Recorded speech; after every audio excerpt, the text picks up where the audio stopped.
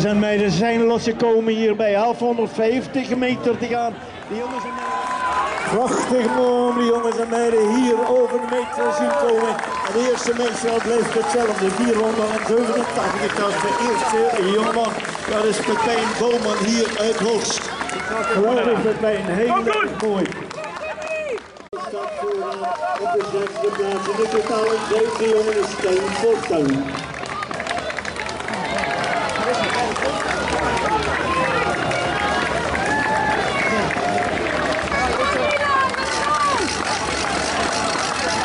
Heerlijke snelle shotkaart.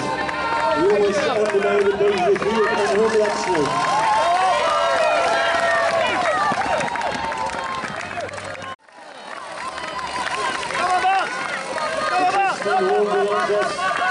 Dit was een teken van Rijs, derde meet.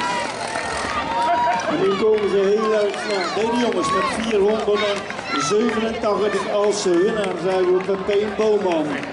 Op de tweede plaats met 472 van Lennart Koning en Lottom 493. Dat is Lars van Rijswijk.